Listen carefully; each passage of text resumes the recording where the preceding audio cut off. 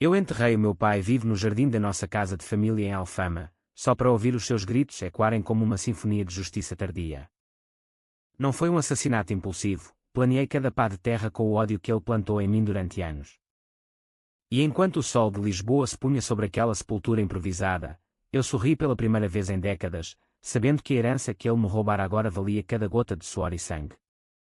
O cheiro de azulejos úmidos e peixe frito pairava no ar de Alfama naquela manhã de verão, quando tudo começou a desabar como um telhado antigo rachado pelo tempo. Eu, Miguel Santos, com 32 anos, acordava todos os dias com o peso de uma vida que não escolhera, mas que herdara como uma maldição. A casa na Rua da Judiaria era o último vestígio do império que o meu avô construíra com as mãos calejadas nas docas do Tejo, uma rede de armazéns que importava vinhos do Douro e exportava cortiça para o mundo.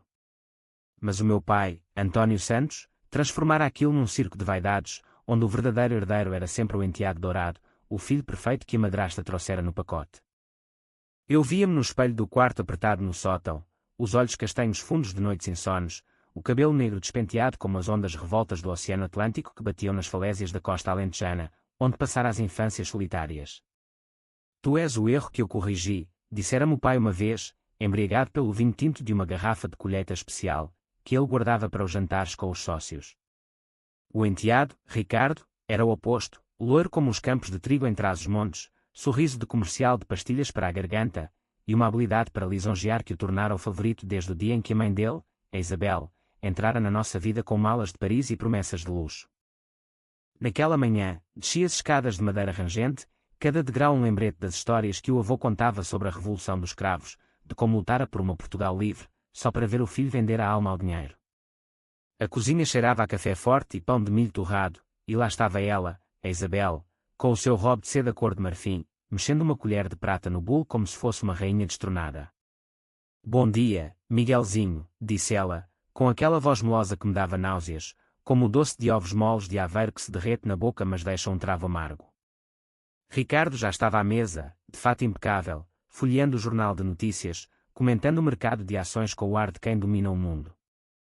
O pai entrou por último, como sempre, o seu barrigão pressionando o botão da camisa branca, o bigode grisalho torcido num sorriso forçado. Miguel, senta-te. Temos assuntos de família para discutir. As palavras caíram como pedras no Tejo, pesadas e inevitáveis. Sentei-me na cadeira rangente, sentindo o olhar de Ricardo perfurar-me como uma lança de toureiro em Salvaterra de Magos. O pai limpou a garganta, e começou: a empresa está a expandir-se. Precisamos de capital para um novo armazém em Setúbal. A tua parte da herança. Bem, vais transferi-la para o Ricardo gerir. Ele tem visão, rapaz. Tu és bom nas coisas pequenas, nos registros, nas entregas. O ar fugiu dos meus pulmões como o vento que varre as planícies de Alentejo em agosto. A herança não era só dinheiro, era o sangue do avô, as noites em que ele me ensinara a assinar contratos à luz de uma lamparina, prometendo que um dia eu ergueria o império mais alto que o castelo de São Jorge. Pai, isso é meu por direito, murmurei, a voz tremendo como uma folha de sobreira ao vento.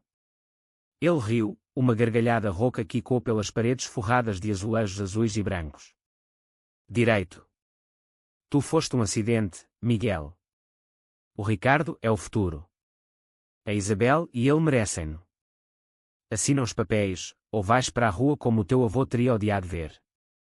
Ricardo sorriu, estendendo a mão para o pai como um cão fiel à espera de uma carícia. A Isabel piscou um olho, como se partilhássemos um segredo sujo. Humilhação queimou nas minhas veias como o fogo de Santelmo nas noites de tempestade no Cabo da Roca. Não assinei. Saí da mesa, o café intocado, e corri para as ruas labirínticas de Alfama, onde os fados ecoavam de portas entreabertas, cantando de saudades e traições que pareciam escritas para mim. Passei o dia vagando pelo bairro alto, o sol escaldante batendo nas minhas costas como o chicote de um capataz nas plantações de cortiça. Bebi um copo de ginginha numa tasca escura, o licor de cereja vermelha escorrendo pela garganta como sangue fresco. Pensava no avô, no modo como ele olhara para mim nos seus últimos dias, murmurando: mantém o que é nosso, rapaz. O sangue Santos não se vende. Mas o pai vendera tudo, a honra, a família, o meu lugar no mundo, por um enteado que nem o apelido partilhava. À noite, regressei à casa, o estômago vazio mas a mente fervilhando. O pai esperava-me na sala, os papéis sobre a mesa de mogno polido, iluminada por uma lâmpada de cristal que o avô trouxera de uma viagem a Macau. Assina, Miguel. Ou perdes tudo. As palavras saíram frias, como o granito das pedras de Lisboa. Olhei para ele, vi o homem que outrora me carregara aos ombros nas festas de São João, acendendo fogueiras no terreiro do Paço, e agora via apenas um estranho, um traidor. Tudo? Já perdeste o filho que tinhas, respondi, rasgando os papéis com as unhas. Ele ergueu-se, o rosto vermelho como o vinho do Porto, e gritou, sai daqui. Tu não és nada sem mim. Saí, mas não para longe. Aluguei um quarto miserável no Chiado, acima de uma livraria poeirenta cheia de livros de Camões e Pessoa, cujas palavras de solidão agora ecoavam na minha alma. Trabalhei como estafeta, pedalando uma bicicleta enferrujada pelas colinas íngremes de Lisboa, entregando pacotes de peixe seco e queijos de serpa, enquanto Ricardo assumia o controle da empresa, transformando-a num império de luxo com hotéis em Cascais e vinhas em Óbidos. As notícias chegavam-me pelos jornais: Ricardo Santos, o jovem visionário, expande legado familiar. Legado familiar. O meu legado, roubado como uma relíquia de um museu saqueado. Meses passaram como névoa no Tejo, e o ódio cresceu em mim como era selvagem nas paredes do convento do Carmo. Comecei a planear. Não era vingança cega, era justiça calculada, como um xadrez jogado nas esplanadas do Rossio, onde os velhos mestres movem peões com paciência de séculos. Primeiro, reuni provas, documentos escondidos no sótão, cartas do avô que o pai negara existirem, registros de transferências fraudulentas para contas na Suíça, onde a Isabel guardava os seus segredos de joias e amantes parisienses. Contratei um advogado discreto, um homem de Setúbal com olhos de falcão e cicatrizes de lutas antigas contra a ditadura, que me jurou, vamos desenterrar os ossos deles, Miguel. Mas o verdadeiro veneno era psicológico. Eu queria que eles sentissem o que eu sentia, o vazio de ser invisível, o corte de ser descartado como cortiça velha. Comecei enviando cartas anónimas para Ricardo, descrevendo noites em que o vira roubar garrafas de vinho do armazém para festas em Belém, ou como sussurrar mentiras ao pai sobre mim para ganhar favores. Cada palavra era uma semente de dúvida, plantada no solo fértil da paranoia. Ele começou a errar, um contrato perdido em Évora, um investidor de Coimbra que se retirou sem explicação. O pai culpava-o, e eu sorria nas sombras, bebendo um copo de aguardente em tascas de moraria, onde os guitarristas dedilhavam fados de traição. Uma noite, infiltrar-me na casa de família durante uma festa de anos da Isabel.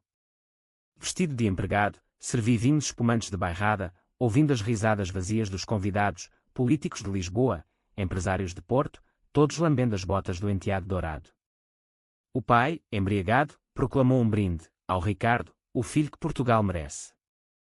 Senti o ódio subir como baile, e quando ninguém olhava, derramei uma gota de laxante no copo dele, nada letal, só o suficiente para humilhar, para o ver correr para o banheiro em pânico, suando como um porco no matador de Santarém. Ele vomitou na presença de todos, o fato impecável manchado, e o silêncio caiu como uma cortina de fado. O que raio, Ricardo, berrou o pai, o rosto contorcido em nojo. Eu servi outro copo, impassível, o coração batendo ao ritmo de um violão rasgado.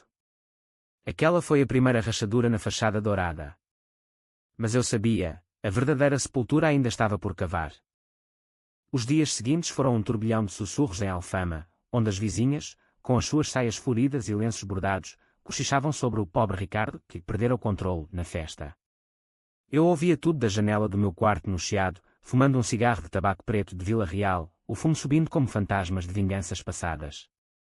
O advogado, o Sr. Mendes, ligou-me numa manhã chuvosa de outono, quando as folhas das castanheiras no Jardim da Estrela caíam como confetes de um funeral. Tenho as provas, Miguel.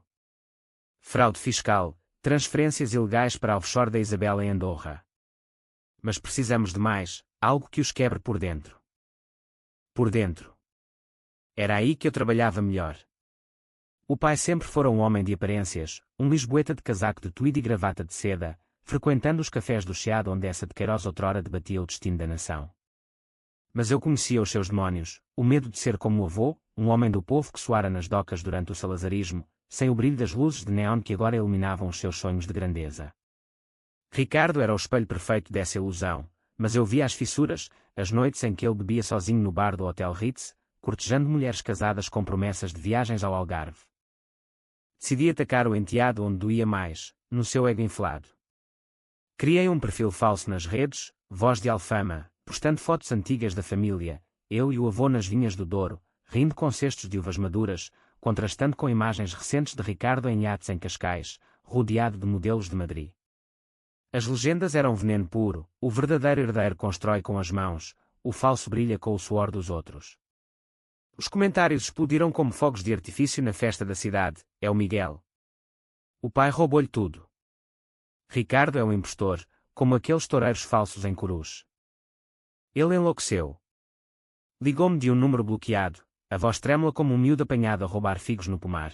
Para com isso, Miguel. Isso é calúnia. O teu pai sabe, ele vai te destruir. Rime, o som ecoando no quarto vazio, onde pendurava recortes de jornais sobre escândalos familiares em Portugal, o caso dos primos de Évora que se mataram por uma herdade, ou o drama de Faro onde uma madrasta envenenara o vinho por ciúmes. Destruir-me? Ele já o fez, Ricardo. Agora é a tua vez de provar o gosto da lama. O pai convocou-me para uma reunião no escritório da empresa, um espaço envidraçado no cais do Sodré com vista para o Tejo, onde gaivotas gritavam como almas penadas. Cheguei de bicicleta, suado e desgrenhado, contrastando com o ar-condicionado gelado e os quadros de abstratos portugueses nas paredes. Ele estava atrás da secretária de ébano, o rosto inchado de noites mal dormidas, o bigode menos impecável. Senta-te, rapaz. Isto tem de acabar. O Ricardo está à beira do colapso. Assina a renúncia aos direitos, e eu dou-te uma compensação, o suficiente para um apartamento em Oeiras. Olhei para ele, vendo o homem envelhecido, as rugas como sulcos de vinhas negligenciadas em bairrada. Compensação. Pelo quê, pai? Pelos anos em que me trataste como o criado da casa, enquanto o teu filho perfeito comia à mesa dos reis. Pelo modo como vendeste a alma do avô por um sorriso falso.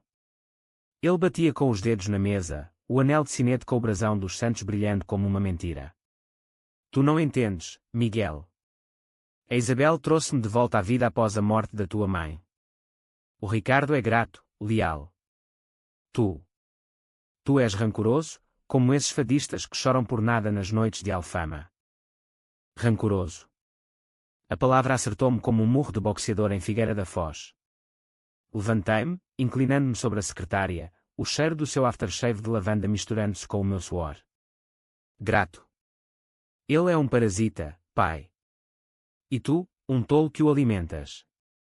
Vou-te mostrar o que é rancor verdadeiro. Saí sem olhar para trás, mas deixei um presente, um envelope com cópias dos documentos fraudulentos, selado com cera vermelha como o vinho que ele tanto amava. No dia seguinte, o Diário de Notícias publicou uma nota discreta: investigação à empresa familiar por irregularidades fiscais. O pânico instalou-se. Enquanto isso, a Isabel começou a desmoronar. Eu enviava flores anônimas para o seu estúdio de design em Princesa, rosas negras de importação que murchavam rapidamente, acompanhadas de bilhetes, pétalas caem, como segredos. Ela, que se gabava de ser descendente de nobres minhoto, começou a ter acessos de pânico, cancelando compromissos e trancando-se no quarto com garrafas de champanhe de melgaço. Ricardo, pressionado, cometeu o erro fatal. Confrontou-me numa rua estreita do Bairro Alto, sob as luzes de néon dos bares de fado. Para, Miguel. Eu sei que és tu. O pai vai chamar a polícia. Empurrei-o contra a parede de azulejos, o meu punho cerrado a centímetros do seu nariz aquilino. Polícia. Para quê? Para proteger o ladrão. Tu roubaste a minha vida, Ricardo. Cada garfada que comeste à minha mesa era um pedaço meu. Ele tremeu, os olhos azuis dilatados como os de um veado encurralado nas serras de Monchique. Eu não queria. A Isabel insistiu. Ela disse que eras fraco, que não aguentavas. Fraco. A palavra ecoou, alimentando o fogo. Deixei-o ir, mas gravei a conversa no telemóvel, ouro puro para o Mendes. De volta ao quarto, planeei o próximo golpe. O ódio não era mais uma chama, era um incêndio florestal no interior de Portugal, devorando tudo. Sonhava com o avô, o seu fantasma caminhando pelas docas do Tejo, acenando-me para que tomasse o que era meu. Acordei suado, o coração martelando como o sino da sé de Lisboa ao meio-dia. Era tempo de ir mais fundo, de escavar as raízes podres da família. Marquei uma reunião com o antigo sócio do pai, um homem de Leiria que odiava António desde os dias da nacionalização das empresas pós 25 de abril. Ele traiu-me, confidenciou o velho sobre um copo de moscatel. Conta-me tudo, e eu ajudo-te a enterrá-lo. As noites tornaram-se rituais. Eu caminhava pelo Tejo ao luar, as águas negras refletindo as luzes do 25 de abril, murmurando promessas de retribuição. O pai ligava, implorando: volta, Miguel. Podemos resolver isto como família. Família. A palavra era um veneno doce, como o arroz doce de Natal em Belém. Mas eu sabia, famílias portuguesas podiam ser fortalezas ou prisões, e a minha era a última. O colapso viria, e eu estaria lá para assistir, com um copo de porto na mão. O inverno chegou a Lisboa como um amante ciumento, com chuvas que lavavam as ruas de Alfama mas não os pecados da minha família. Eu instalara-me num apartamento modesto em Madragoa, perto do Museu de Arte Antiga, onde quadros de mestres renascentistas me lembravam que a vingança, como a arte, exigia paciência e precisão. O Sr. Mendes trabalhava incansavelmente, reunindo depoimentos de funcionários despedidos, homens de Beja e Évora que Ricardo mandara embora para cortar custos, trocando lealdade por lucros rápidos. Temos um caso sólido, disse-me ele num café com vista para o Tejo, o vapor do expresso subindo como ofrendas a deuses esquecidos. Mas o emocional. Isso quebra-os.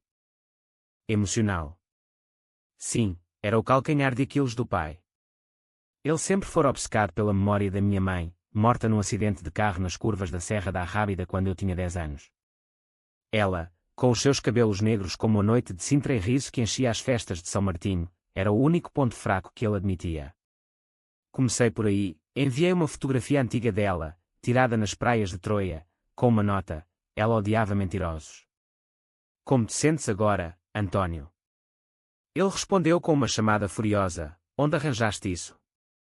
Para com esta loucura, Miguel. És o meu sangue. Sangue. Ele invocava-o agora, como se o laço biológico apagasse anos de desprezo. Mas o sangue Santos corria mais forte em mim, o herdeiro legítimo, moldado nas tradições de honra que ele trocara por ouro falso. Ricardo, sentindo o cerco apertar, tentou um contra-ataque, espalhou rumores de que eu era alcoólico, um viciado em jogo que perdera tudo em casinos do Estoril. Os amigos comuns, aqueles lisboetas de copos de gin no Bairro Alto, viraram-me as costas, sussurrando: coitado do Miguel, sempre foi instável. Doía, como sal numa ferida aberta, mas alimentava o fogo. Uma noite, durante o Natal, infiltrar-me na missa do convento de São Francisco em Coimbra. Não, espere, eles fugiram para a casa de campo em Óbidos, um solar antigo com vinhas e oliveiras que o avô comprara com o suor de anos. Eu sabia o caminho de cor, as estradas sinuosas que serpenteavam pelo interior como veias de um Portugal rural e esquecido. Cheguei de comboio, embrulhado num casaco velho, e observei da cerca de pedra, vendo as luzes da árvore de Natal piscarem como olhos acusadores. Eles brindavam com jerupiga, rindo de anedotas parisienses, enquanto eu me lembrava das ceias humildes com o avô, pastéis de bacalhau e rabanadas feitas com amor. Esperei até a meia-noite, quando o sino da torre soou 12 badaladas, e entrei pelo portão dos fundos, silencioso como um ladrão de fado. O salão estava decorado com ramos de azevinho e presépios de barro de Estremoz, mas o ar cheirava à hipocrisia. Encontrei o pai sozinho na biblioteca, aquecendo as mãos na lareira, um copo de vinho do Dão na mão. Miguel, exclamou, o rosto pálido como queijo de azeitão. O que fazes aqui? Sai, antes que o Ricardo te veja. Aproximei-me, o crepitar das lenhas como um coro grego de tragédia. Veio buscar o que é meu, pai. Não o ouro, isso já gastaste. A verdade. Tirei do bolso uma cassete antiga, gravada pelo avô antes de morrer, a voz rouca dele a denunciar as fraudes do filho. António vendeu a empresa aos abutres, Miguel. Protege-a tu. Toquei-a num velho giradiscos, e as palavras encheram o quarto como fumo de incenso na Semana Santa. Ele caiu na cadeira, as mãos tremendo, lágrimas escorrendo pelo bigode. Como? Como sabias? Sabia porque o sangue fala, pai. O teu calou-se por conveniência. Saí deixando a cassete rodar, o loop infinito de acusações e quando como um fado eterno. No dia seguinte, Ricardo descobriu e explodiu, ligou para a polícia de Óbidos, acusando-me de invasão. Mas o Mendes interveio, transformando a queixa num bumerangue, provas de que a casa de campo fora comprada com fundos desviados da herança. O escândalo rebentou nos média, herança disputada em Óbidos, enteado versus filho natural. A Isabel, a rainha destronada, começou a desfazer-se. Via-a numa clínica em Cascais, os olhos inchados de botox e lágrimas, sussurrando para si mesma sobre maldições portuguesas. Ela mandou um emissário, uma prima de Braga, para me suplicar, para Miguel. Ela não aguenta mais. Volta à família. Ri-me, oferecendo-lhe um pastel de nata de uma confeitaria local. Família.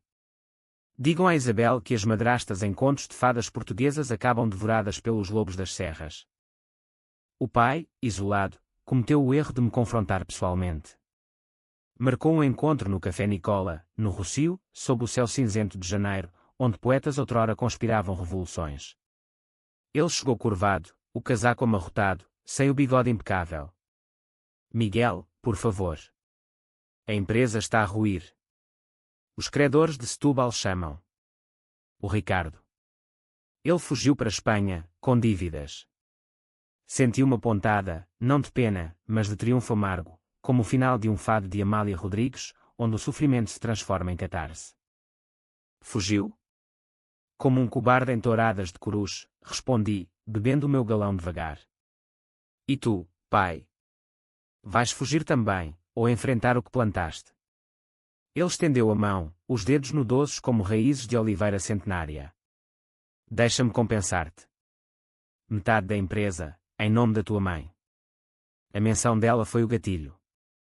Levantei-me, derrubando a chávena, o café quente escaldando a mesa como a minha raiva. A minha mãe morreu por causa de homens como tu, egoístas, cegos ao que importa. Não quero metade, quero tudo desmoronado, para reconstruir do zero. Saí para a chuva, o Rossio vazio como o meu coração outrora fora. Mas o planeamento continuava. O Mendes revelara mais. A Isabel tivera um caso com um sócio do pai anos atrás, um segredo que podia arruinar reputações em círculos de Lisboa. Enviei a carta anónima para o tabloide Correio da Manhã, com fotos granuladas de um motel em Albufeira. O escândalo explodiu como um petardo na festa dos Santos Populares, escândalo na alta sociedade, madrasta infiel em Óbidos.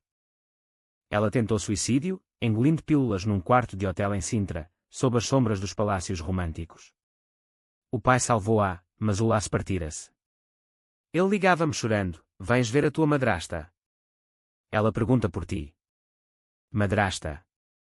A palavra era uma piada cruel. Diz-lhe que as rosas negras florescem no inferno, respondi, desligando. O ciclo de dor fechava-se, e eu sentia o poder, não o de um rei, mas de um justiceiro das ruas de Lisboa, onde o Tejo carrega segredos para o mar. A primavera irrompeu em Portugal com fúria, as flores de jacarandá tingindo Lisboa de roxo como equimoses de uma nação ferida. Eu mudara-me para um estúdio em Belém, perto da torre, onde o passado marítimo do Império Português me inspirava, descobertas que custaram sangue, mas forjaram legados. O ódio transformara-se em estratégia, um tabuleiro de dama jogado nas esplanadas de Alcântara, onde operários bebem cerveja Sagres e sonham com justiça. O Ricardo regressara da Espanha, mais magro, os olhos fundos como poços em Trás-os-Montes, suplicando ao pai por perdão no artigo do Público, enteado regressa para salvar a empresa familiar. Salvar? Ele era o cancro. Eu contra-ataquei com precisão cirúrgica, libertei os e-mails hackeados, graças a um informático de Braga que odiava Ricardo por um roubo passado, revelando subornos a inspetores de Setúbal para aprovar construções ilegais. Os média devoraram, corrupção no Tejo, herdeiro implicado em esquema. O pai, desesperado, vendeu ativos para tapar buracos, as vinhas do Douro, compradas pelo avô com o primeiro salário pós-liberdade, agora em mãos de um consórcio chinês. Senti uma dor aguda, como perder um membro, mas era necessário cortar o podre para salvar a árvore. Ele veio ter comigo numa tarde de sol, no Mosteiro dos Jerónimos, onde túmulos de navegadores sussurravam lições de ambição e queda. António Santos, outrora imponente, agora parecia um mendigo nas sombras das ogivas góticas. Miguel, ajoelhe-me se for preciso. A Isabel foi internada em Santarém, alucinações com fantasmas. O Ricardo. Ele culpa-me por tudo. Ajoelhar-se. Imaginei-o assim, o orgulhoso lisboeta de joelhos no chão de mármore, e o nojo misturou-se com pena, uma emoção traiçoeira, como o vinho verde que azeda na garrafa. Fantasmas. Talvez sejam os do avô, pai, a cobrar contas, respondi, sentando-me num banco frio. Tu exigiste a herança para agradar ao teu brinquedo dourado, humilhando-me como se eu fosse lixo das docas. Agora colhes o que semeaste. Ele soluçou, o som abafado pelo vento do Tejo, e por um momento, vi o homem que me ensinara a nadar nas praias de Comporta, rindo enquanto as ondas nos arrastavam. Eu errei, filho. A solidão após a tua mãe. A Isabel preencheu o vazio, mas o Ricardo era uma ilusão. Volta, ajuda-me a corrigir. Corrigir. A palavra pairou como névoa matinal em Évora. Levantei-me, tocando o seu ombro pela primeira vez em anos, um gesto de misericórdia falsa. Talvez, pai. Mas primeiro, assina isto. Estendi um documento, renúncia total à empresa, devolvendo tudo a mim, com confissão de fraudes.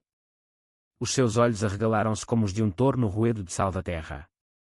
Não. Isso arruína-me. Como tu me arruinaste, sussurrei, e saí, deixando-o com os monges cantando salmos ao fundo. O Mendes celebrou conosco num tasco de alfama, comidos de caracóis e vinho de Bucelas. És um mestre, Miguel. O julgamento em Lisboa será espetáculo. Julgamento. Não era só legal, era o tribunal da alma, onde eu seria juiz, júri e carrasco. Mas o Ricardo, astuto como uma raposa das serras de Gouveia, contra-atacou, contratou detetives para me seguir, descobrindo o meu informático de Braga. O homem foi intimidado, mas tarde demais, os e-mails já circulavam em fóruns de whistleblowers, de Porto a Faro. Uma noite, ele emboscou-me na saída de um fado em Madragoa, o ar carregado de viola e saudade. Ricardo, com um casaco escuro e olhos selvagens, agarrou-me pelo colarinho. Acaba com isto, Miguel. Eu sei dos teus planos. O pai está a morrer por tua causa, coração fraco, dizem os médicos em Santa Maria. Moribundo. A notícia acertou-me como uma maré alta em Nazaré. Morrendo. Por envenenar a própria vida com mentiras. Ele riu, amargo como azeitonas pretas de moraria. Tu és o monstro aqui. A Isabel tentou matar-se por ti. Volta ao buraco de onde saíste. Lutei com ele ali, nas sombras das lanternas, punhos voando como em lutas de galos em reguengos de Monsaraz. Eu era mais forte, forjado no trabalho braçal, e ele caiu, o nariz sangrando no pavimento irregular. Isso é só o começo, enteado, cuspi, limpando as mãos. A polícia chegou, mas testemunhas, fadistas locais que me conheciam de infância, juraram que fora autodefesa. Ele foi detido por agressão, uma ironia deliciosa. De volta ao estúdio, o telefone tocou, o pai, voz fraca de hospital. Miguel. Vem. É tempo de perdoar. Perdoar. Em Portugal, o perdão é como o fado, bela ilusão, mas enraizada em dor. Fui, pedalando sob a chuva fina, o hospital cheirando a desinfetante e desespero. Ele jazia na cama, tubos serpenteando como cobras do Éden, o rosto cinzento como as nuvens sobre o Douro. Filho. Eu vi a tua mãe em ti. Por isso te magoei, medo de te perder também. Lágrimas escorreram, e pela primeira vez, vi vulnerabilidade, não fraqueza. Sentei-me, segurando a mão dele, gasta como cortiça velha. Então por que o Ricardo? Por que roubar-me? Ele tossiu, o peito arfando. Ilusão de controlo. Ele era moldável, tu és como o avô, teimoso, honrado. Eu invejava isso. As palavras abalaram-me, rachando a armadura do ódio. Mas o plano prosseguia, o perdão seria uma arma, não uma rendição.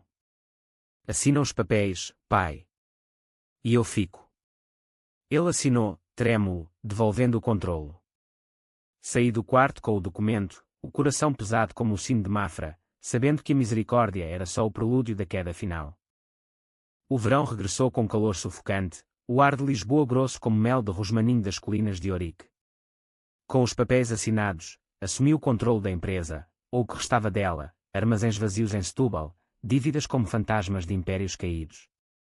O Mendes ajudou a reestruturar, contratando trabalhadores leais de todo o país, ceifeiros do Alentejo, pescadores do Algarve, tecelões do Minho, para reconstruir com mãos honestas. Estás a honrar o avô, disse ele, batendo-me nas costas num almoço de bacalhau à brás no cais do Sodré. Honrar. Sim, mas o sabor da vitória era azedo, misturado com o remorso que rastejava como era nas paredes de Sintra. O pai saiu do hospital, fraco como um recém-nascido, instalando-se na casa de Alfama com uma enfermeira de Santarém. A Isabel, liberta da clínica, vagava como um espectro, os seus vestidos de Paris agora amarrotados, os olhos vazios como o mar de inverno em Sagres. Ela confrontou-me uma tarde no jardim, onde jasmins trepavam pelas treliças como veias expostas. Tu destruíste-nos, Miguel. Porquê? Eu tentei ser mãe para ti. Ri-me, podando uma roseira com tesouras afiadas. Mãe. Eras a carrasca, Isabel. Envenenaste o pai contra mim com doces mentiras. Ela caiu de joelhos na terra úmida, soluçando como uma viúva em procissão de Nossa Senhora de Fátima. Eu amava-o, mas o Ricardo. Ele era o meu sangue. Tu eras o intruso. Intruso. Na própria casa. O ódio reacendeu-se, mas contive-o, oferecendo-lhe uma mão para se levantar. Vai-te embora, Isabel. Para Paris, onde as ilusões brilham. Aqui, só resta cinza. Ela partiu dias depois, com malas leves e um bilhete: perdão é para os fortes. Tu és fraco. O Ricardo, solto sob fiança, tramou o último golpe, uma ação judicial em Évora, alegando falsificação dos papéis do pai. O tribunal, num edifício de azulejos moriscos, tornou-se arena.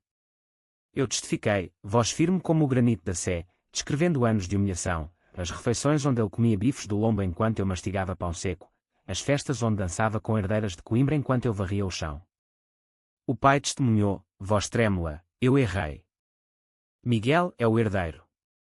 O juiz, um homem de beira com olhos sábios, decidiu a meu favor, fraude provada, Ricardo banido da empresa para sempre. Ele explodiu no exterior do tribunal, sob o sol escaldante, atirando-se a mim com fúria de toureiro ferido. Ladrão. Tu roubaste tudo. Seguranças separaram-nos, mas eu sussurrei: não, Ricardo. Tu foste o ladrão desde o início. Ele fugiu para o sul, rumores de casinos em Vila Moura e dívidas com agiotas de Faro. O pai, assistindo, desmaiou, o coração, fraco como prometido, cedeu. Levaram-no de ambulância, sirenes uivando pelas ruas empedradas como lamentos de fado. No hospital, velamos juntos, eu e o fantasma da família despedaçada. Ele acordou uma vez, apertando a minha mão: obrigado, filho. Agora, vive. Morreu ao amanhecer, o sol nascendo sobre o Tejo como uma promessa traída. O funeral foi em Alfama, uma procissão com círios e rosas de Évora, vizinhos cantando salmos misturados com ecos de guitarra portuguesa. Enterrei no cemitério dos prazeres, ao lado da mãe, com uma lápide simples: António Santos, pai, traidor, redimido. A herança era minha, mas vazia. Reconstruí a empresa devagar, focando em sustentabilidade, vinhos orgânicos do Douro, cortiça ecológica de Alentejo, exportações éticas para a Europa. Os lucros voltaram, mas gastei noites em tascas de moraria, bebendo medronho e questionando: vingança curava, ou só abria novas feridas? O Mendes avisou: não te tornes no monstro que combateste. Monstro. Sim, enterrei o pai vivo na minha mente, mas o túmulo era de memórias, não de terra. Uma carta chegou de Espanha, Ricardo, quebrado, pedindo perdão. Eu era um tolo, Miguel. A Isabel confessou tudo, ela manipulou-nos a ambos. Queimei-a na lareira do solar de Óbidos, agora meu, as chamas dançando como demónios em procissões de junho. Perdão? Talvez um dia, como o vinho que amadurece em cavos de Vila Nova de Gaia. Mas por agora, o silêncio era a minha coroa. Outono tingiu Portugal de ouro e castanho, as folhas caindo como confetes de um império desfeito. Eu, Miguel Santos, agora aos 33, caminhava pelas ruas de Alfama restauradas, a casa da família um farol da redenção. A empresa florescera, parcerias com cooperativas de Monção, lojas em Lisboa cheias de produtos que honravam o avô, queijos de nis envoltos em cortiça, vinhos de colares resistentes como o povo português. Mas o vazio persistia, um buraco no peito como o de uma concha vazia na praia da Caparica. Sonhos atormentavam-me, o pai gritando do jardim, terra caindo como chuva de novembro, Ricardo afogando-se no Tejo, mãos douradas a debater-se, a Isabel dançando em chamas num salão de Paris. Acordava suado, o sino da sé marcando horas de insônia. O Mendes, agora amigo, sugeriu terapia num centro em Sintra, para curar as cicatrizes da alma. Fui, sentado em círculos de dor partilhada, viúvas de Porto Alegre, filhos de imigrantes de Angola, contando a minha saga como um fado moderno. Tu vingaste-te, mas perdeste-te a ti mesmo, disse a terapeuta, uma mulher de olhos verdes como vinhedos do Dão. Perdido. Sim, o ódio consumira-me como fogo em eucaliptos secos. Comecei a reconstruir, visitei o túmulo do pai, deixando uma garrafa de Porto, o mesmo que ele amava, e murmurando, descansa, pai. O sangue perdoa. O de Ricardo, encontrei-o num café de Sevilha, durante uma feira de vinhos, magro e humilde, vendendo artesanato local.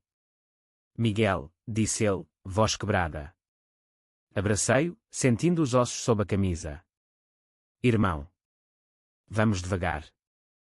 A Isabel regressou uma vez, idosa antes do tempo, com um colar de pérolas que o pai lhe dera. Quero ver o que construíste, pediu, e mostrei-lhe os armazéns, os trabalhadores felizes em piqueniques de caldeirada. Ela chorou, tocando uma garrafa de vinho, perdoa-me, rapaz. Era cega. Perdoei, não por fraqueza, mas por força, como os carvalhos de trás os montes que resistem a tempestades. Agora, aos pôres do sol no Tejo, reflito, a vingança foi um rio turbulento, mas desembocou no mar da paz. Portugal ensina isso, das descobertas às revoluções, o sofrimento forja heróis. Eu sou Miguel Santos, herdeiro não de ouro, mas de lições duras. E enquanto o fado ecoa em Alfama, canto baixinho, a dor passa, mas a memória fica. E com ela, renascemos. O fim não é um túmulo, mas um jardim florescendo. Enterrei o passado vivo, mas deixei-o crescer em sabedoria. E assim, sob o céu de Lisboa, eterno e traiçoeiro, continuo.